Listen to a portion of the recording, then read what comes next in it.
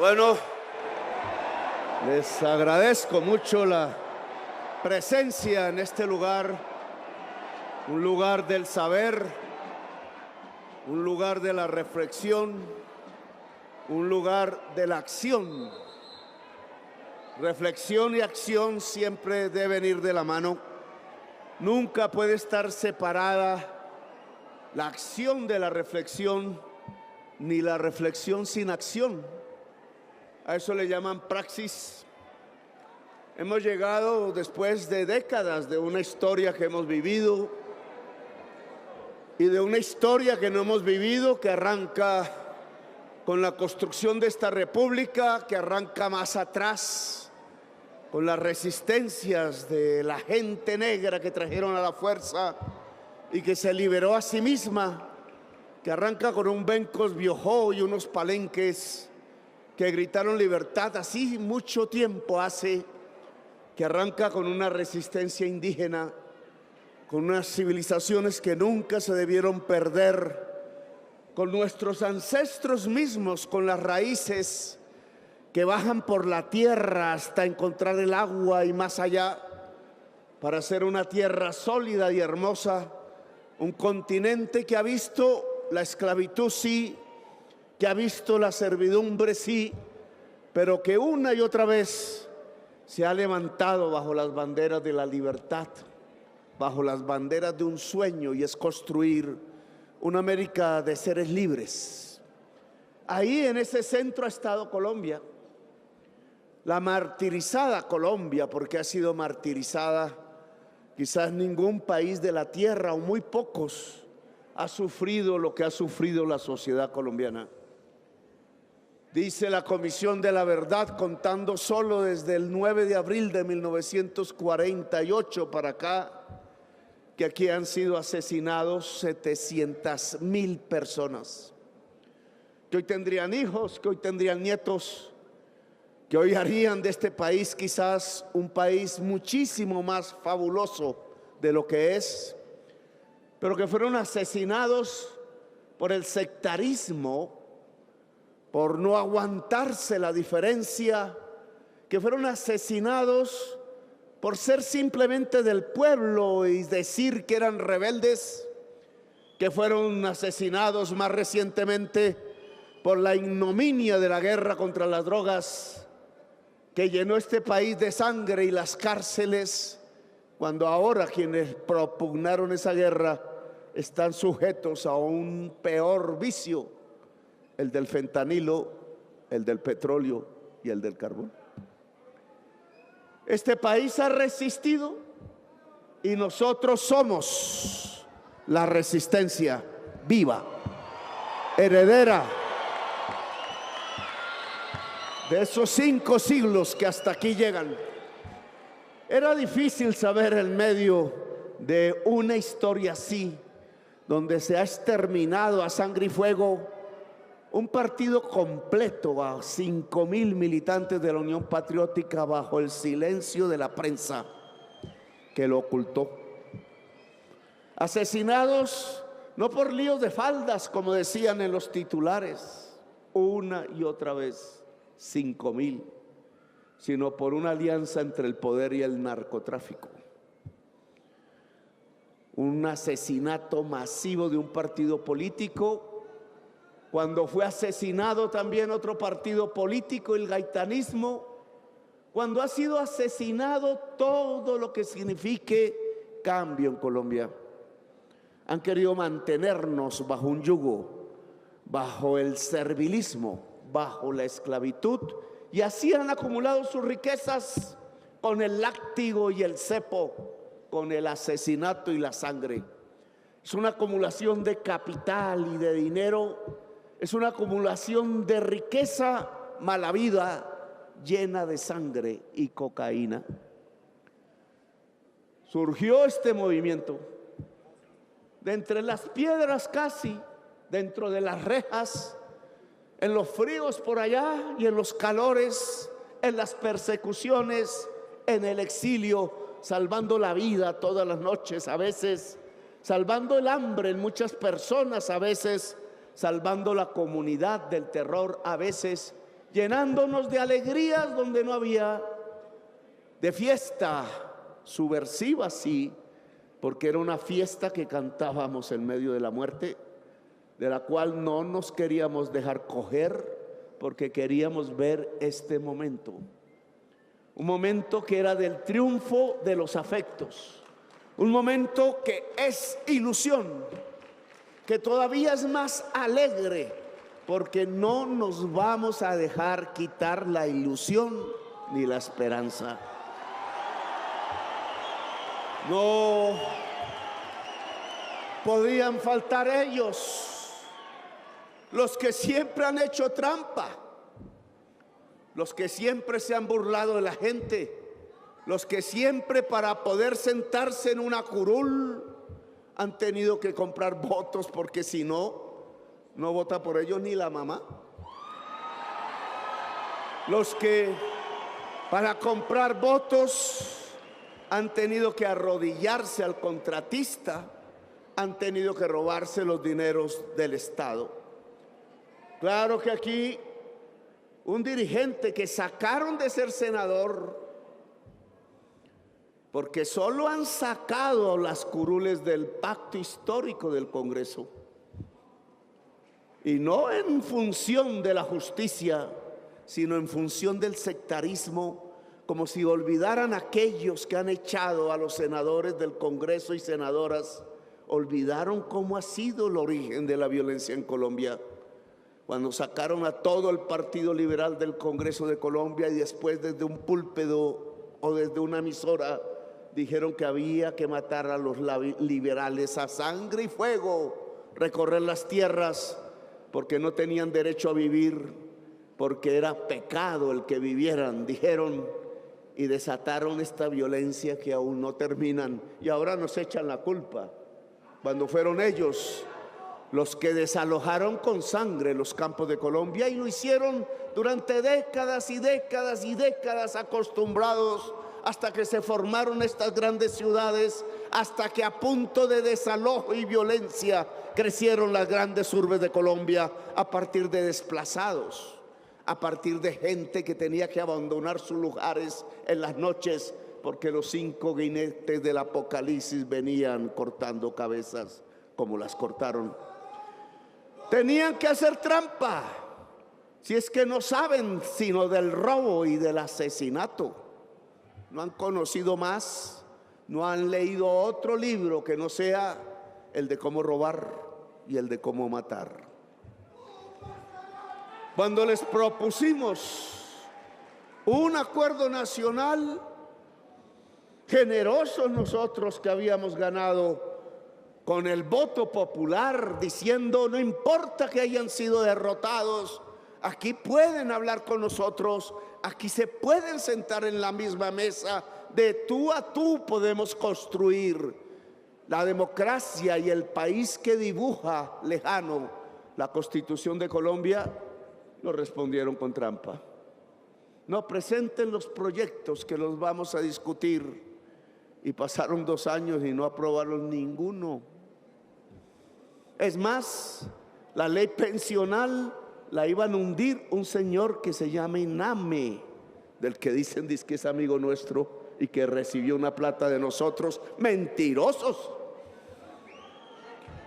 Escondió el proyecto 13 meses en el escritorio, calculando, como todo ser mañoso en la política tradicional, cuando al sacarlo ya no tendría tiempo para ser aprobado. Calculó meticulosamente el tiempo, y después, cuando ya sabía que se podía hundir, porque creyó que la Cámara iba a votar diferente que el Senado y que por norma iba entonces a volver a la conciliación y que él era el que tenía que convocarla en el último día del Congreso. Qué bonito, qué manera de calcular la trampa. La Cámara de Representantes decidió apoyar a los viejos y a las viejas de Colombia y no permitió la conciliación. Porque no apoyó a Petro.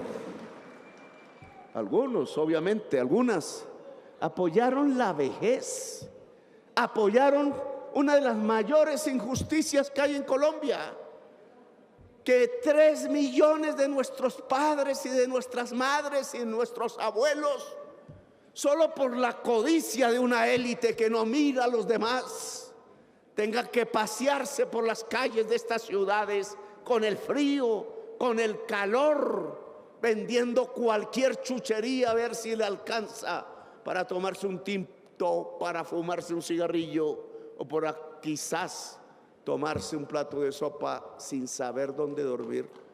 3 millones de nuestros ancestros vivos, 3 millones de quienes le han dado vida a buena parte de la sociedad que hoy hay en Colombia, 3 millones que, a pesar de dar vida y de haber trabajado toda la existencia casi como esclavos, amas de casa cuidando niños y niñas y jóvenes, aterrorizadas muchas veces de que su joven, su niño, como dicen ellas, su niña, no volviera a la casa porque algo quizás malo le había pasado. Campesinos doblando la espalda todos los días, sembrando el café, recogiendo el café, para que tuvieran salario los congresistas, para que tuvieran salario los magistrados, para que hubiera dinero para la publicidad de la prensa, para que se pudieran formar los bancos como el Banco Cafetero y se pudieran crear flotas como la Flota Mercante Gran Colombiana y pudieran haber empresas colombianas como lo fue Avianca. Todo ese esfuerzo construyendo una nación durante todo el siglo XX de campesinos y campesinas cafeteras, donde hay una pensión para solo uno de ellos o de ellas. ¿Dónde? El agradecimiento de Colombia a través de su Estado oligárquico fue olvidarlos, fue dejarlos tirados, fue dejarlos en la tristeza y la nostalgia, a veces del alcohol, o como una viejita en una plaza de mercado, en la soledad de la muerte, en el frío del cemento gris, en medio del bullicio de quienes querían comprar un pedazo de panela, un pedazo de carne o una libra de arvejas. 3 millones, la mayoría mujeres, que entregaron sus vidas por cuidar a sus hijos. Y esta ciudad y este país no les pagan lo que cualquier trabajador en el mundo tendría derecho: una pensión. El coronel no tiene quien le escriba, decía Gabriel García Márquez. Era un coronel que había hecho las guerras y se había arriesgado y que había sido condecorado con latas y que había salido de coronel porque no lo quisieron ascender a general, a pesar de dedicarle toda la vida a las armas, la disciplina y el ejército.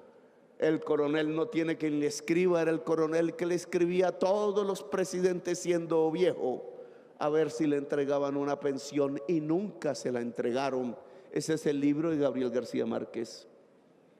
Hoy está a punto de ser la primera ley del gobierno del cambio.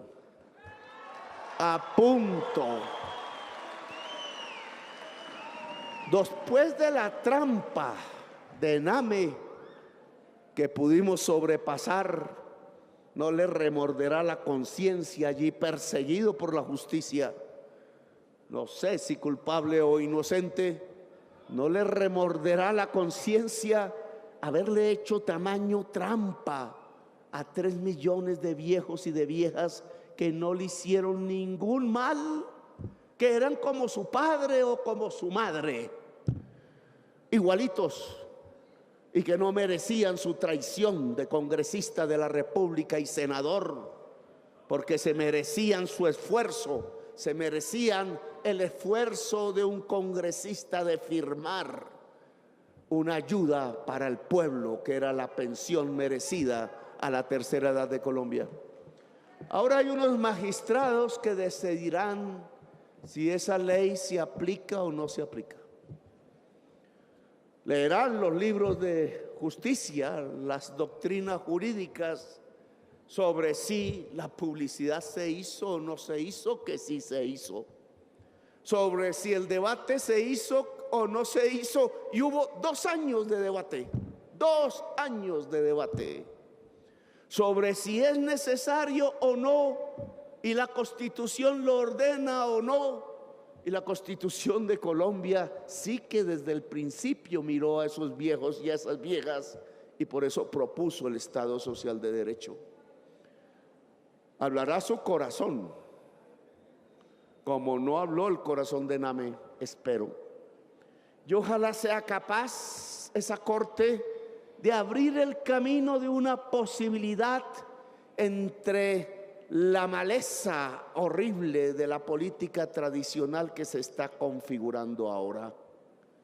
Sea capaz, como he visto otras cortes, las que llevaron el 30% del Senado a la cárcel por ser asesinos parapolíticos, por la mañana hacer la ley y por la noche la lista de sus propios ciudadanos que iban a ser asesinados.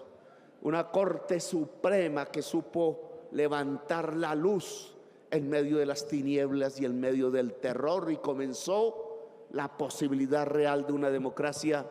Ojalá otra corte levante esa misma luz para abrir ahora las posibilidades de una democracia que quieren cerrar. Porque no es como sacan a Petro otra vez. Cada vez que gano me quieren sacar. ¿Qué les pasará?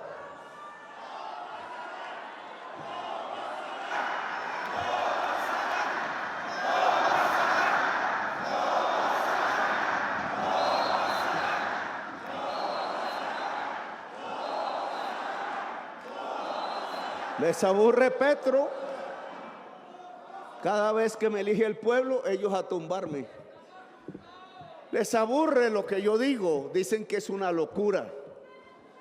Dicen que es una locura la justicia social en Colombia. Tan mal han sido educados en medio de la injusticia y del egoísmo social. Dicen que es una locura el que el recurso público sea sagrado y sea del pueblo y sea de los más pobres. Tanto se habrán acostumbrado a usar el recurso público para entregárselo a los banqueros y a sus propios negocios, privatizando carreteras, privatizando hospitales, privatizando la salud, privatizando la educación, privatizando la energía eléctrica y privatizando el agua potable, que ahora ya casi no llega a Bogotá precisamente por eso. Negocios y negocios. Y entonces, ¿cómo llega ese señor loco a proponer que el dinero público sea del pueblo? Quiso Alexander López visitar cada obra contratada con los ingresos de regalías y se fue, ¿no? ¿A cuántas obras? 850 obras, 19.500 de 850 de 19.500, a eso le llaman a una auditoría. El valor de esas 850, ¿cuánto sumaba?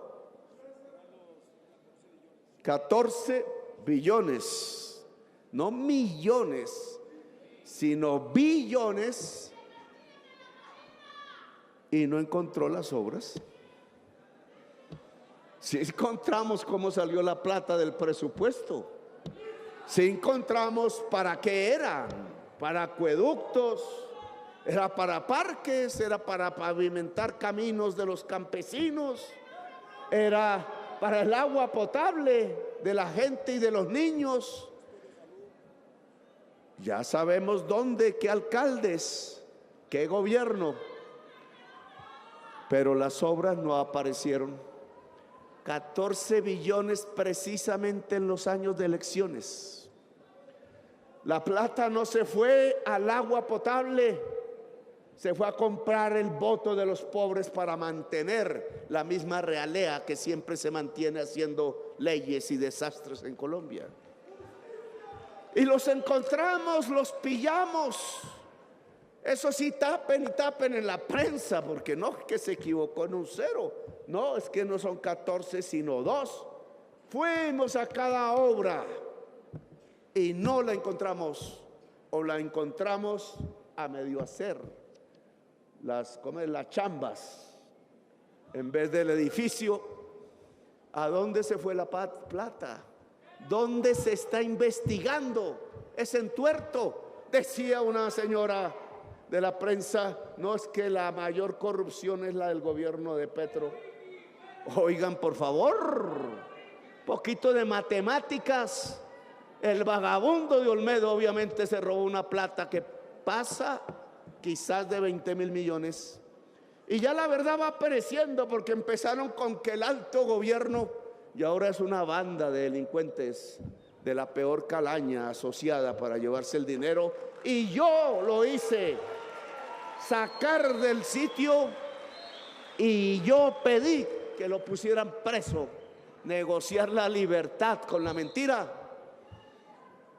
Pero en cambio, miren lo que está pasando: billones de pesos de las regalías, billones de pesos de cualquier conglomerado del presupuesto público donde se mire. Se robaron la salud, endeudaron el país por billones. ¿Y para qué usaron la deuda pública nueva con que endeudaron el país? Para subsidiar la nómina de los señores del tiempo, para subsidiar las nóminas de las empresas de los Gilinski, para subsidiar las nóminas de los más ricos de Colombia, los súper ricos.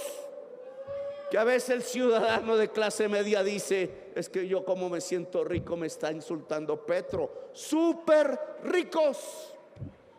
El dinero público que ahora toca pagarlo a todos nosotros, porque nos endeudaron en 5.600 millones de dólares con el Fondo Monetario Internacional, FMI. Ahora nos ahorcan.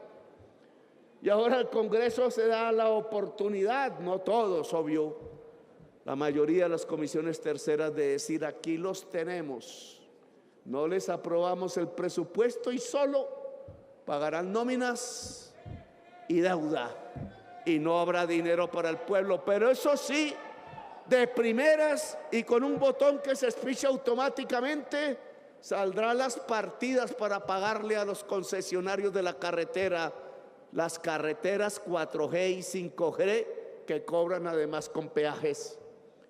Si no sale el presupuesto que presentamos, discutido, claro, pero salvando las partidas para la gente más pobre de Colombia, tampoco saldrán las partidas para la gente más rica de Colombia.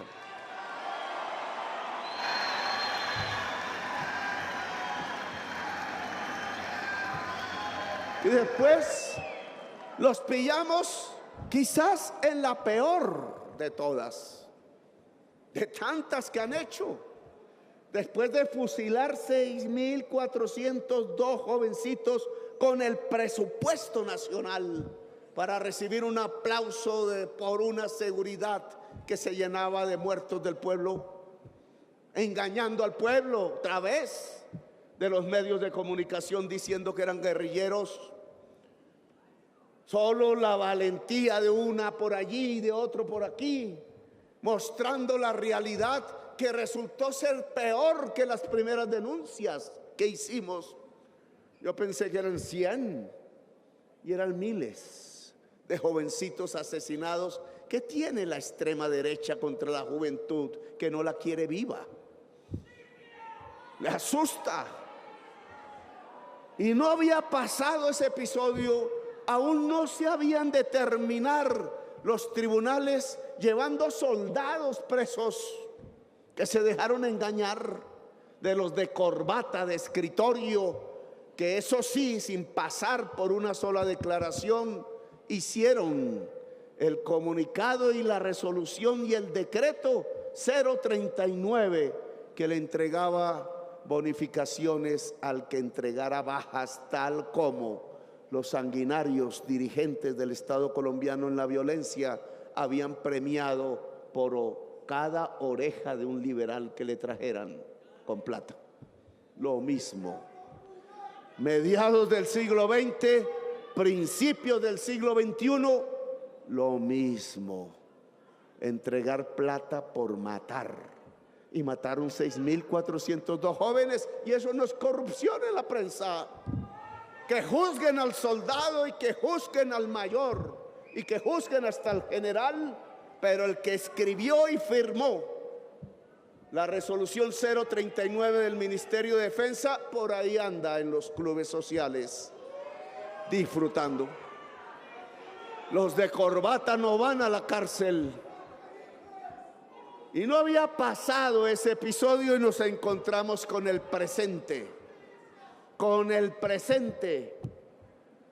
Entonces la prensa nos va diciendo que metí las patas, que qué pena con Colombia, porque en un club de las entidades israelíes de inteligencia y otras nos sacan por haber hablado.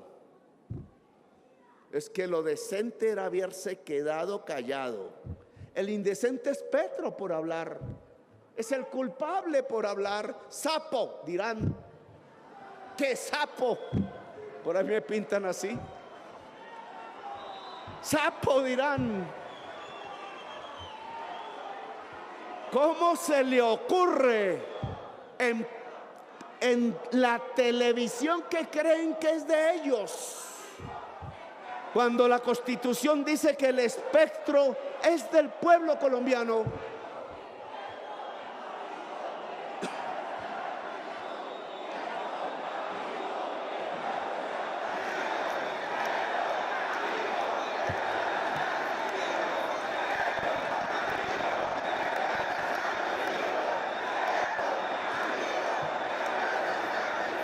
Gracias.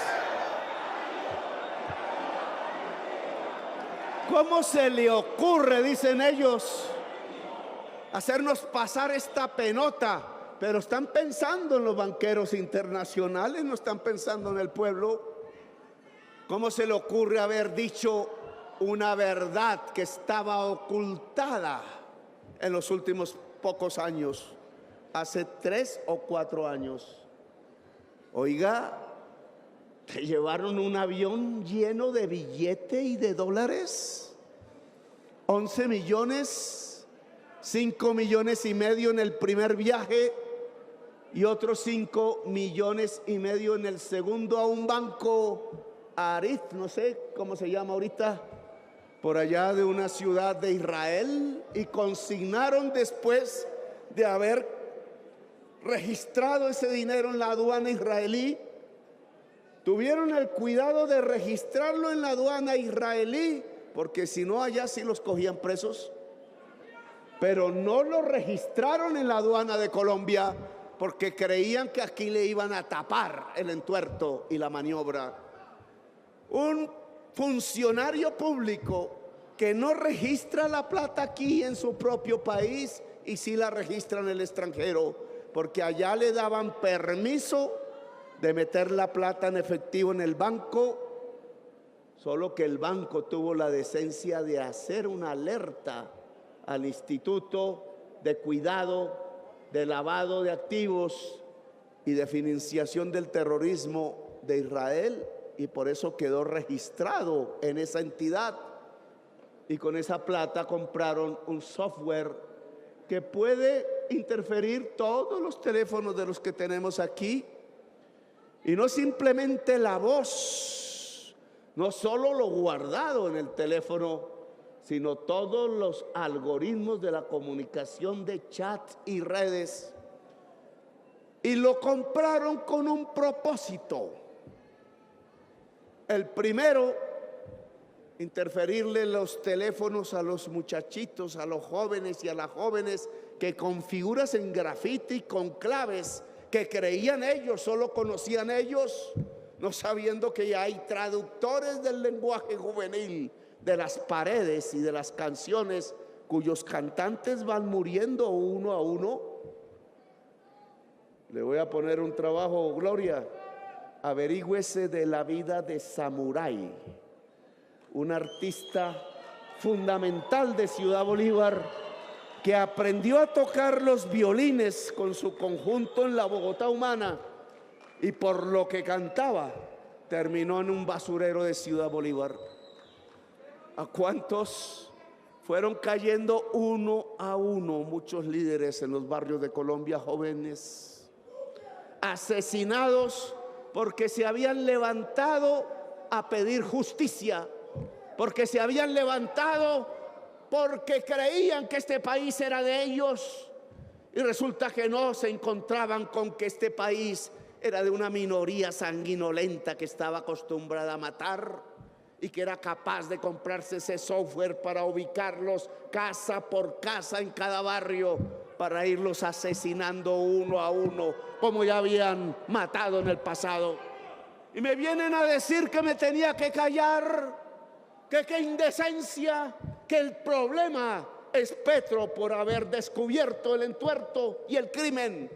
Así me lo dijeron cuando descubrí que la cúpula de la Fiscalía le entregaba la lista de los próximos asesinados al DAS y a los grupos paramilitares. Y así descubrí que quienes estaban en la cúpula del DAS cogían la lista y hablaban con Macaco y con Jorge no sé qué y con Mancuso, para que cada uno de los entregados por la Fiscalía de Luis Camilo Osorio, que recogía de cada proceso judicial, fueran asesinados, asesinados desde el Estado, asesinados desde el Estado, asesinados desde el Estado. Un Estado asesino, es lo que yo he dicho, hemos construido a lo largo de este tiempo, que no es un Estado de la Constitución de Colombia, que no es un Estado social de derecho. ¿Por qué la prensa quiere llenar sus páginas y sus tiempos hablando de qué crimen cometió Petro al hablar del Pegasus y no del Pegasus? Y no del Pegasus ni de los jóvenes muertos. Habrá gente en la comunicación social de Colombia que tiene que ver con Pegasus.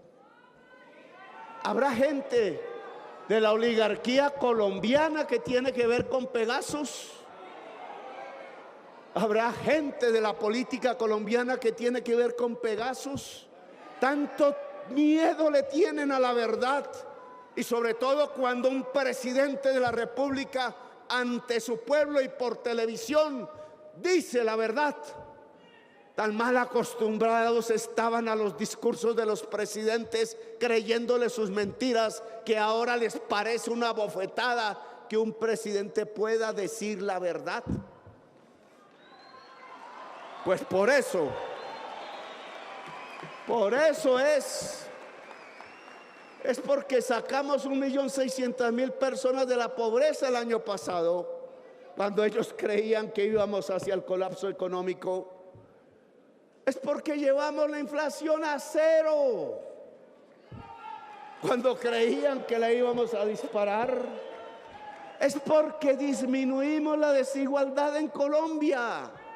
Es porque le entregamos la tierra de los mafiosos incautada al campesino y a la campesina, y ellos querían que fuera para la mamá, para el senador y para la novia. Y no permitimos. Es porque se robaron ellos los bienes de los narcotraficantes, oiga. Son peores ellos que los narcotraficantes, entonces. Es porque le hemos planteado al pueblo las reformas que se necesitan para que seamos una sociedad más próspera y más igualitaria, como ordena la Constitución Nacional. Por eso nos quieren sacar, ya no se aguantan a Petro en la presidencia. Y entonces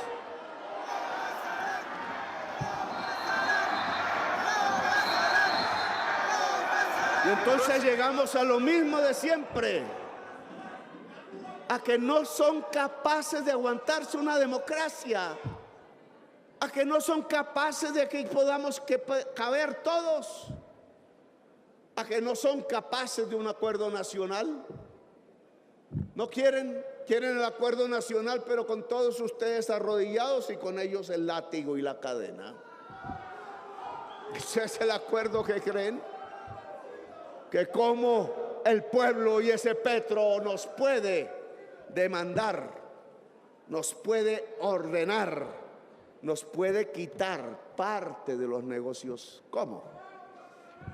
Les ofrecimos un acuerdo nacional y nos respondieron con una puñalada trapera.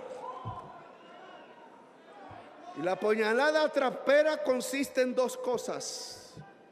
Por ahí hay un contrabandista que se sabe los nombres de todos los generales que le han recibido plata para dejar entrar el contrabando por miles de millones de dólares todos los años en Colombia, mientras se quiebra la señora confeccionista en Madrid, cuando se quiebra la señora confeccionista en Medellín, en Bogotá, en el Madrugón, o en Cali, o en la zona cafetera, o en Ibagué. Yo hice coger a ese contrabandista preso.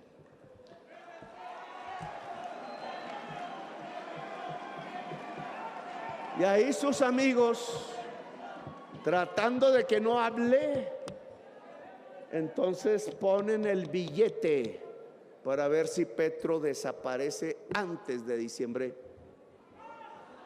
Y se lo voy a decir, con el billete que ponen compraron 2 volquetas.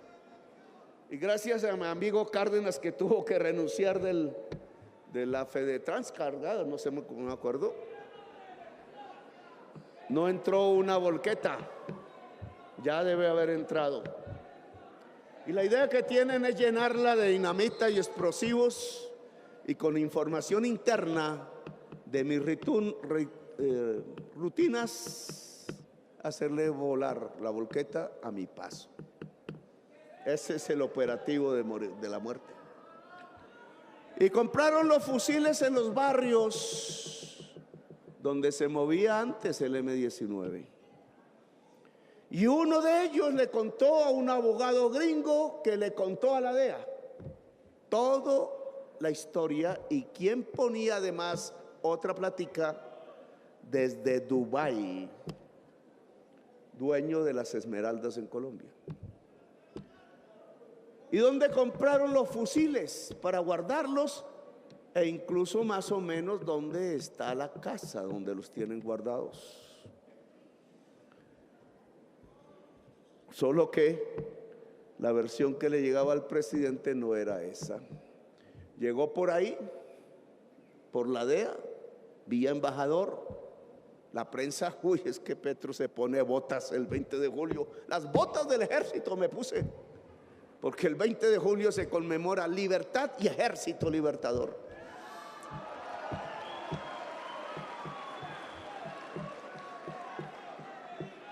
No, que se aplaquen las atenciones mientras el operativo seguía en su curso y sigue hoy en su curso. Y hay quienes tienen la información, porque otro señor salió en una cárcel pidiendo hablar y le dijo a quienes tenían que escucharlo: es que yo escuché a 3 del tren de Aragua diciendo que tienen un camión para volarlo a su paso, y era la misma información. Y dijeron: no, esa versión tampoco la podemos creer.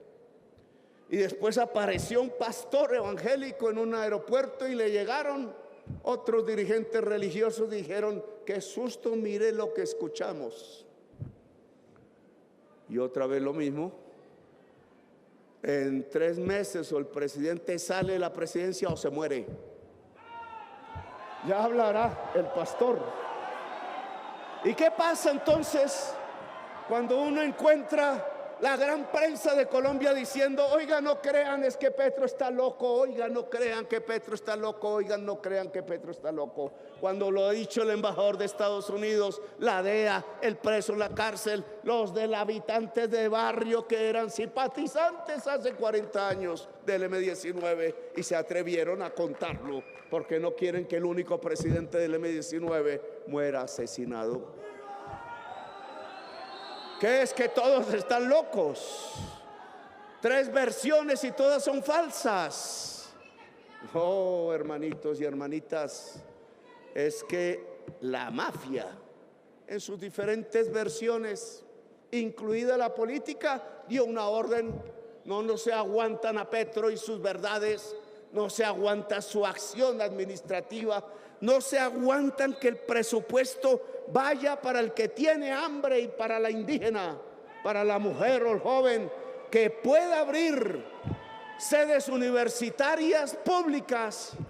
Hasta nos revolvieron la plata y la escondieron debajo de nuestras narices en el presupuesto nacional, por yo de pendejo meter dizque gente liberal y amiga, y resultó ser traicionera.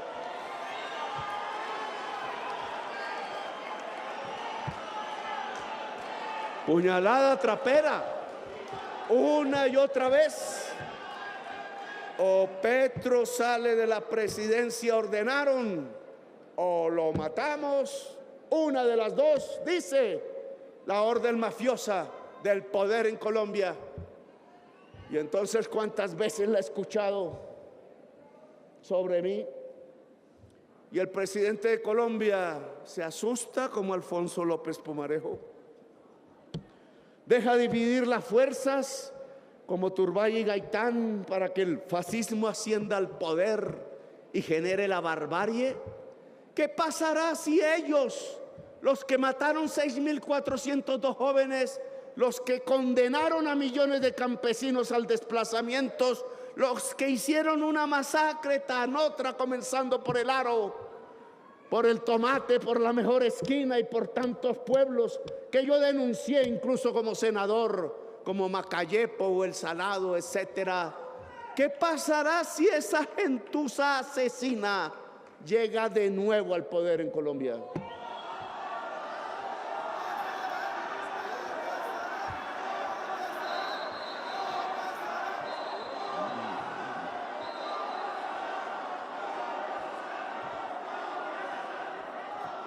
No quiero ser sectario, y sé que las palabras de un hombre que esté en las funciones en que yo estoy tienen que ser cuidadosas, como no las fueron las de Laureano Gómez en su tiempo, como no las fueron las de Turbay en su tiempo, como no las fue las de Uribe en nuestro tiempo.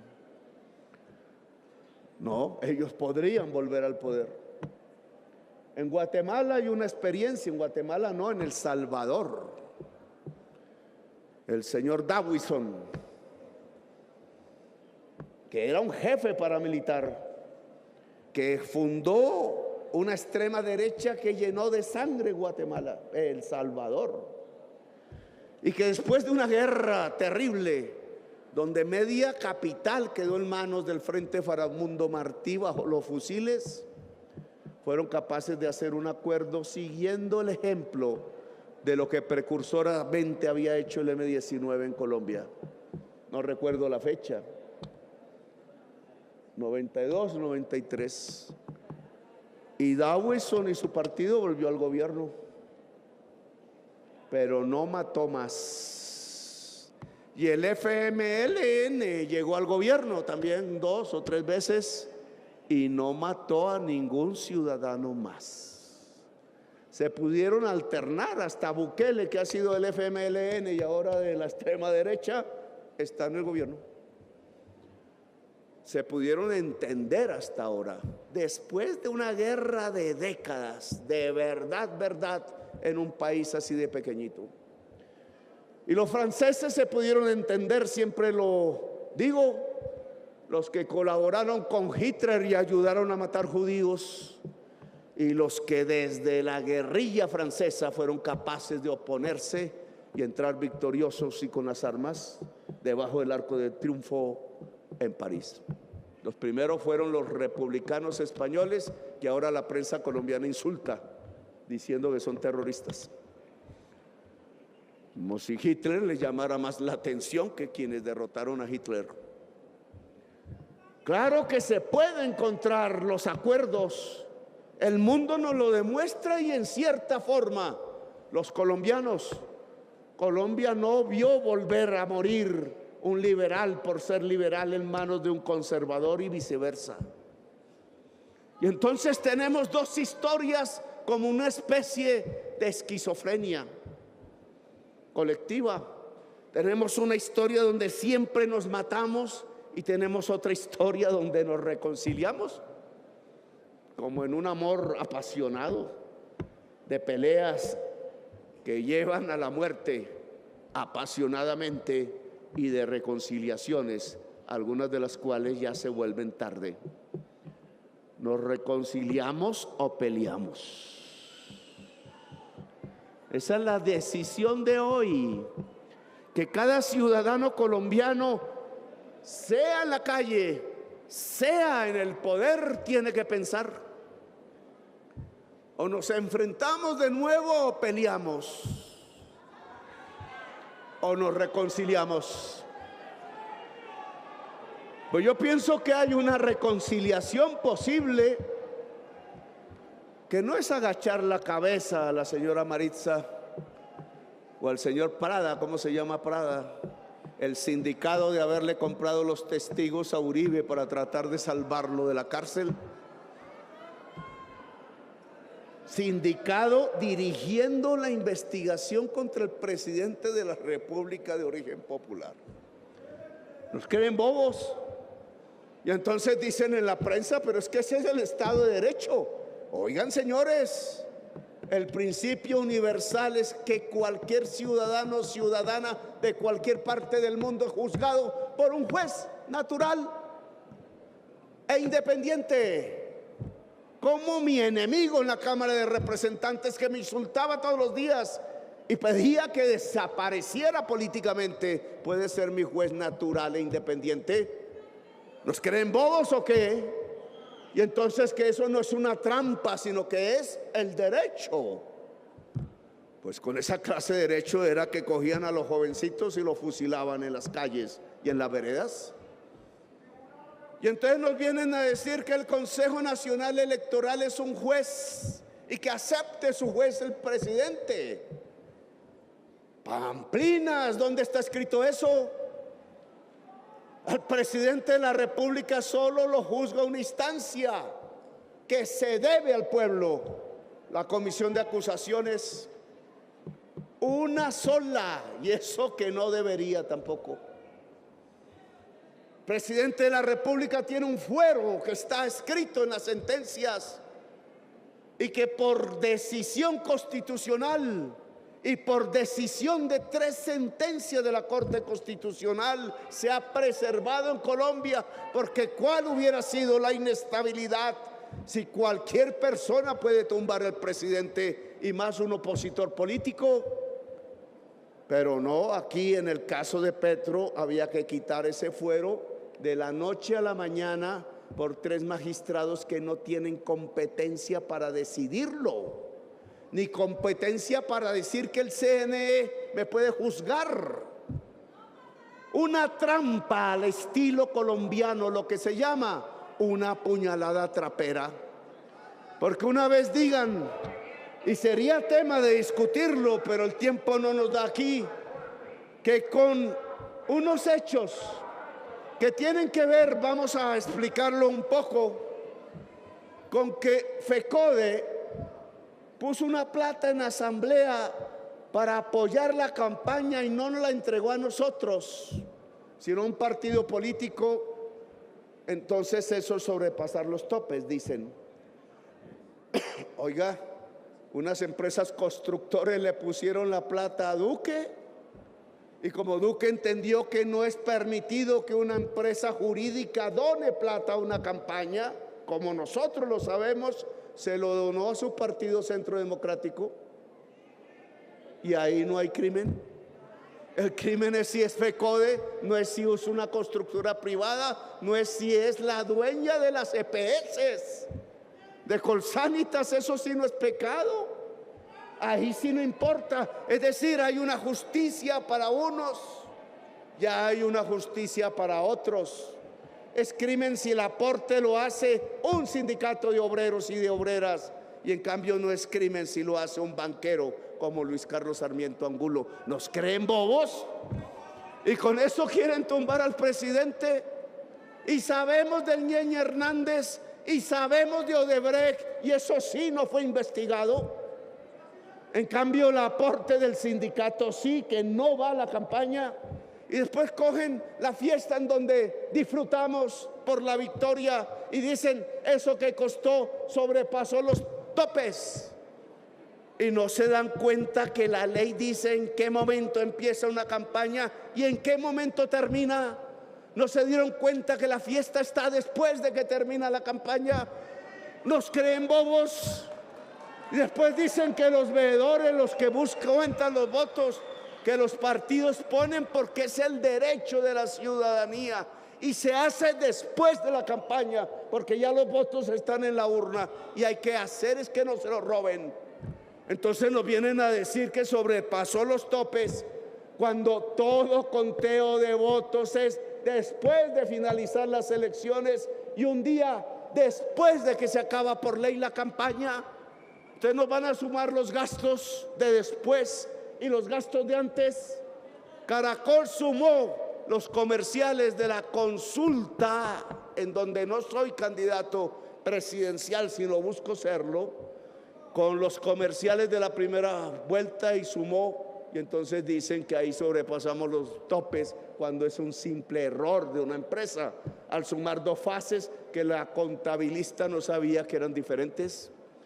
Y se inventaron el cuento del avión. No, yo soy dueño de un avión. ¿Y para dónde voy a coger con el avión? Hay como 3 que están a mi servicio. ¿Para dónde cojo con ese avión? Que de Daily Corpo, que tiene una etiqueta atrás.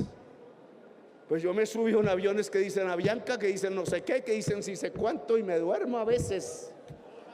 Daily Corp puso el que alquiló el avión mucho antes de que empezara la campaña electoral, porque lo usó para una campaña de ellos que no era electoral, publicitaria. Y nosotros fuimos y alquilamos a la empresa del avión, y entonces porque dice Daily Corp, entonces somos culpables de Daily Corp. Hasta un periodista de Caracol Radio dice, cuando le descubrimos la trama al ponente del Consejo Nacional Electoral, es que contaron horas de permiso de vuelo y no contaron las horas de vuelo de nosotros. Imagínense en esa trampa. Y permisos de vuelo, entonces dijeron todos los permisos que le han dado a ese avión para volar todos los días durante el periodo de la campaña, se los dieron a Petro. ¿Y quién dijo eso? La avioneta volaba para particulares. Lo único que estaba en el contrato es que cuando nosotros voláramos no se subiera nadie más a la avioneta que los que dijéramos por seguridad. Y entonces nos suman todos esos viajes y dicen sobrepasaron los topes. Chambones, vuelvo a repetir. Prada ya había demostrado su chambonería siendo representante a la Cámara. Por eso está sindicado por la justicia, es así, penal de Colombia. Y entonces con esa jeringonza puesta por el comisionado de la CNE, porque ellos no son magistrados, ellos no son jueces, ellos no son poder judicial, ellos son un simple poder administrativo de las elecciones. Entonces con eso, Benjamín, que es amigo de Alex Vega, que es amigo de Thomas Angrec, que no le gusta que le haya quitado el contrato, que no se lo quité, sino que no resisto que pongan pliegos sastres y se roben la plata del pueblo y acumulen los datos de la registraduría, de la seguridad social, de los pasaportes. Entonces no les gusta a Thomas Angrec que sea yo el presidente y su amigote Alex Vega, que le entregó licitaciones, y su amigo del alma Benjamín se vuelve ponente para ver si tumba al presidente. Esos son los dos ponentes. Imagínense para dónde vamos. Y entonces vienen a decir, no, es que lo está juzgando su juez natural. No va a pasar nada, tranquilos. ¿Cuál golpe de Estado? Dicen, duerman, no se den cuenta que si esos magistrados hacen mayoría, entonces sobrepasamos los topes según ellos, cuando no lo hemos hecho, y menos el presidente. Y entonces la comisión de acusaciones abre el proceso, no por delito, sino por indignidad y el 109, como pide la cabal, y en una votación de mis rivales políticos que son mayoría, adiós presidente. Y se acabó el 2022 y nos vamos a dormir y todo es tranquilidad, porque volvimos a la normalidad de Colombia, es decir, a quienes gobiernen sabiendo que fusilan a los jóvenes y desacran la masacre. Pues en este momento corresponde tomar las decisiones y son de ustedes. Esta Asamblea Nacional Popular es la dirección del movimiento popular de Colombia. Todos ustedes, venidos de todas las regiones, no podemos dormirnos porque nos quieren hacer dormir. Si ellos desatan el golpe de Estado, que no es con soldados, no es con generales, como con Pinochet, es con corbatas que lo van a desatar, con decisiones ilegítimas. Al golpe de Estado se le responde popularmente con una revolución.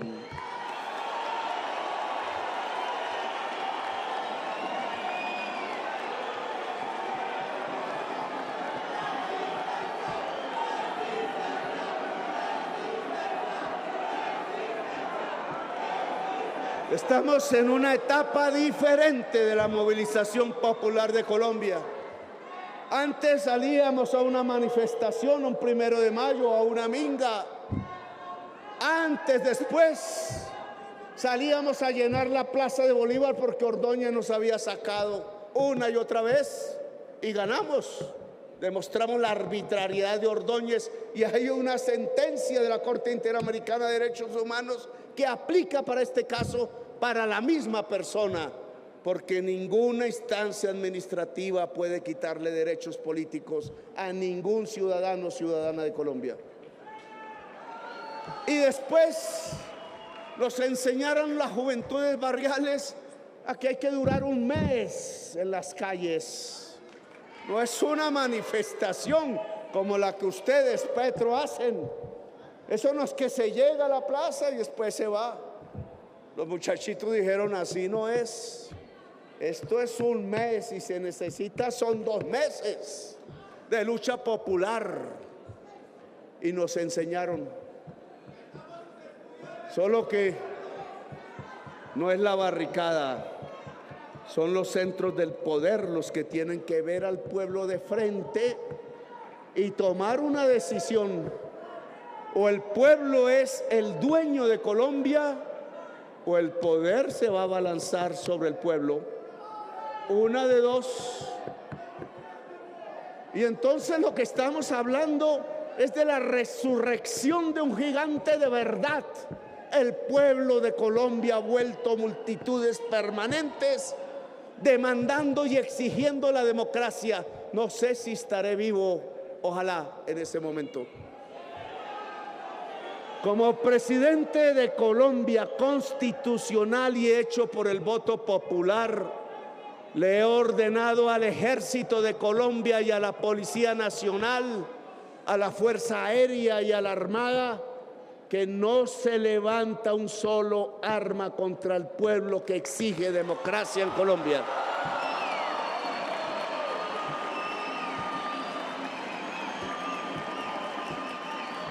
Esa orden está dada y le pido a Laura que la escriban porque mañana se entrega firmada y con sello oficial a cada mando de la cúpula militar y policial de Colombia. Es la orden del presidente y yo soy su comandante en jefe.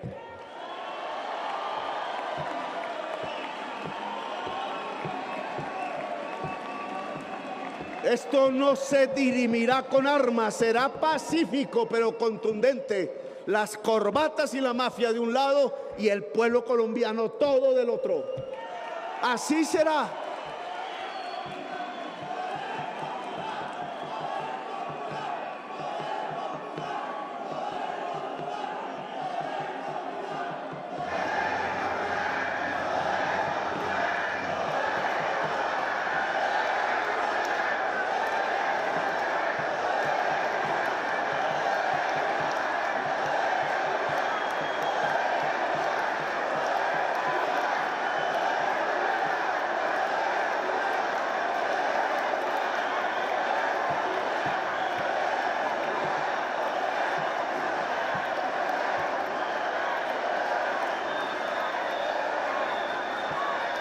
Y lo que se va a pedir, a exigir y hacer es la aplicación cabal, inmediata y total de la Constitución Política de Colombia firmada en la Asamblea Constituyente en 1991.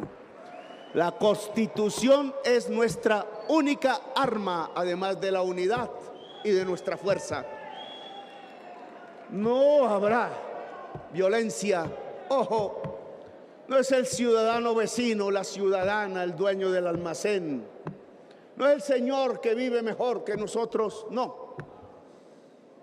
Esto es una hermandad del pueblo colombiano. Ninguna violencia contra un ciudadano o una ciudadana. La contundencia va a estar en lo pacífico, en lo multitudinario, en la multitud alegre, en la fiesta popular. Porque alguien decía que la revolución es una fiesta y tenía toda la razón. Es desde nuestra serenidad contundente de multitudes rodeando al poder que definiremos esta situación, si gana la puñalada trapera o gana la democracia en Colombia. No será una guerra, no. Será una fiesta popular masiva. Y por eso necesitamos que ustedes, como la dirección del movimiento popular en Colombia, jóvenes, mujeres, obreros, indígenas, etnias, LGBTI, todo, cultura, muchísima cultura. Yo le pediría a la juventud que hoy, en cada video, en cada pared de Colombia, pinten un graffiti, canten un rap o lo que sea, demuestren los mensajes que hoy tienen que llenar el corazón del pueblo colombiano.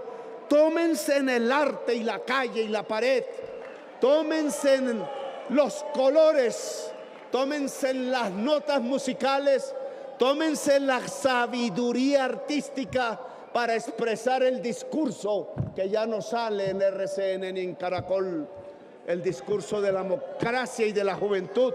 Yo los convoco a ustedes, cada uno y una de ustedes viene de una región de Colombia, muchas más difíciles, otras menos, en esta ciudad que se queda sin agua por no haber hecho caso del pueblo de Bogotá, que pedía menos negocios y más árboles y naturaleza.